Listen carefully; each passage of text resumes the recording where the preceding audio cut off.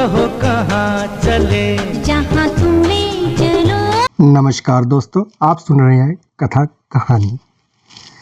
दोस्तों, हिंदी फिल्मों के सुप्रसिद्ध और रिस्पेक्टेबल अभिनेता डैनी डेंगजोपा कुछ चुनिंदा अभिनेताओं में से एक हैं दोस्तों, जो अपनी सकारात्मक और नकारात्मक भूमिकाओं के लिए 70 और 80 के दशक के दौरान बहुत लोकप्रिय थे। डैनी डेंगजोपा उन भाग्यशाली व्यक्तियों में से एक थे जिन्हें महान किशोर कुमार के साथ गाने के लिए प्लेबैक देने का मौका मिला। लेकिन आज के इस पॉडकास्ट में हम एक ऐसी फिल्म के बारे में बात करेंगे जिसमें किशोर दा ने उन सब फिल्मों के सभी गाने गाने के बाद अचानक एक खास गाने को फिल्म में गाने से मना कर दिया था। किशोर दा ने अचानक एक गाना क्यों ठुकरा दिया और फिर किन शर्तों पर किशोर दा गाना गाने के लिए राजी हुए, यही आज हम जानेंगे। दोस्तों, साल 1977 में डैनी डेंगजोपा और Jaya Bachchan starrer hit film अभी तो जी ले रिलीज हुई थी। फिल्म के निर्देशक और निर्माता थे रोशन तनेजा। फिल्म के संगीत निर्देशक थे सपन जगमोहन जी और गीतकार थे नक्श लायलपुरी जी। संगीत निर्देशकों ने फिल्म के सभी गाने गाने के लिए किशोर कुमार और आशा भोसले से संपर्क किया। किशोर दा को उन दोनों के से पता चला कि किशोर दा फिल्म में कुछ रोमांटिक गानों के लिए डैनी डेंगजोपा को प्लेबैक देंगे। किशोर कुमार ने डैनी को अपने घर बुलाया। यह पहली बार था जब डैनी किशोर दा से मिलने जा रहे थे। डैनी साहब किशोर दा की सदाबहार आवाज़ के साथ साथ फिल्मों में किशोर दा की कॉमिक टाइमिंग के बहुत बड़े प्रशंसक थे। हालांकि किशोर दा ने डैनी के लिए अपना पहला गाना फिल्म मेरे अपने में गाया था, लेकिन इस बार किशोर दा एक ऐसा वॉइस पैटर्न डेवलप करना चाहते थे जिससे लोगों को लगे कि फिल्म में डैनी खुद ही गा रहे हैं। दरअसल यही किशोर दा की खासियत थी। वे सबसे पहले एक्टर को समझते थे और उसी हिसाब से उस एक्टर को प्लेबैक देते थे।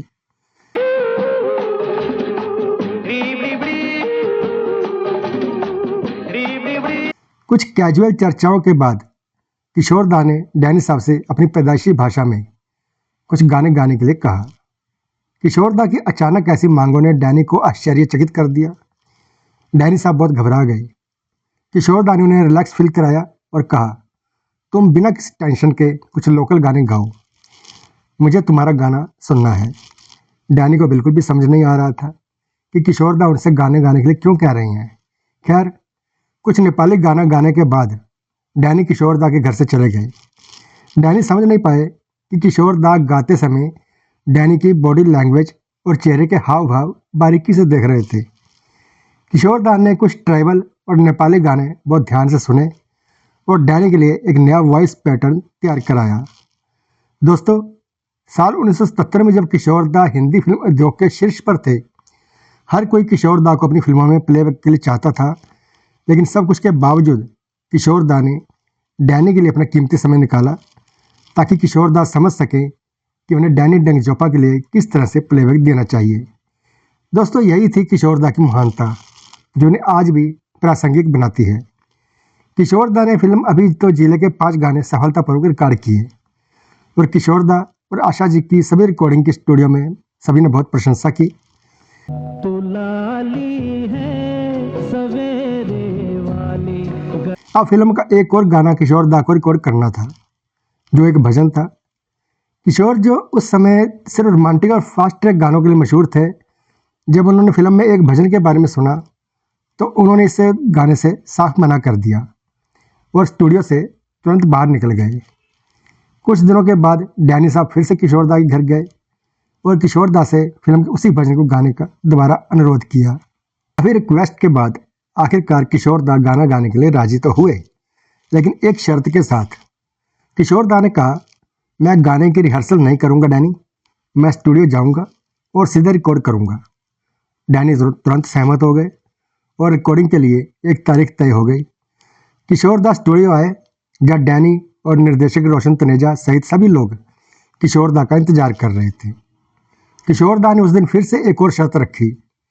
किशोर दा ने सभी की ओर देखते हुए कहा, मैं गाने की लाइनें पढ़ूंगा और गाने का म्यूजिक समझूंगा और मैं गाना केवल एक ही बार रिकॉर्ड करूंगा और आप सभी को मेरी रिकॉर्डिंग ठीक लगे तो फिर ठीक है, वरना मैं यह गाना नहीं गाऊंगा और कोई मुझे मजबूर भी नहीं करेगा।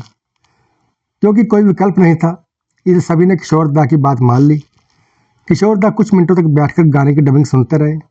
डबिंग वर्जन को सुनने के बाद किशोरदा काफ़ी देर तक मौन रहे। किशोरदा ने गाने की बारीकी को समझा और आखिरकार गाना रिकॉर्ड किया। किशोरदा को तब आश्चर्य हुआ जब स्पंज जगमोहन जी सहित सभी ने पहली रिकॉर्डिंग की हरी झंडी दे दी। जी हाँ दोस्तों, किशोरदा ने उस भजन को बिल्कुल वैसे रिकॉर्ड किया जैसा कि फिल्म में इसकी ज़रूरत थी। राम नाम ले ले हर काम हो जाए। इस गाने में कुछ हाई नोट्स थे जिसे कोई शास्त्रीय प्रशिक्षित गायकों के लिए भी एक बार रिकॉर्ड करना असंभव होता। किशोरदा स्टूडियो से बाहर निकल रहे थे तो डैनी साहब ने किशोरदा को पेमेंट देनी चाहिए, जिस पर किशोरदा ने मुस्कुराते हुए कहा, मैं इतना सुंदर भजन गाने के लिए पैसे कैसे ले सकता हूँ। दोस्तों, जो लोग कहते हैं कि किशोरदा कंजूस थे, उन अज्ञानी लोगों को ज़रूर बताएं कि किशोरदा ने उस गाने के लिए एक भी पैसा नहीं लिया था। यह किशोरदा के व्यक्तित्व की महानता थी। दोस्तों, किशोरदा के हिसाब से कुछ चीज़ों की कोई कीमत नहीं होती, वे आपको अन्य तरीक़ों से फ़ायदा पहुंचाते हैं। तो दोस्तों, यह था आज का वीडियो। अगर वीडियो पसंद आया हो तो लाइक कीजिए, शेयर कीजिए और ऐसी और वीडियो देखने के लिए हमारे चैनल को सब्सक्राइब जरूर करें। धन्यवाद।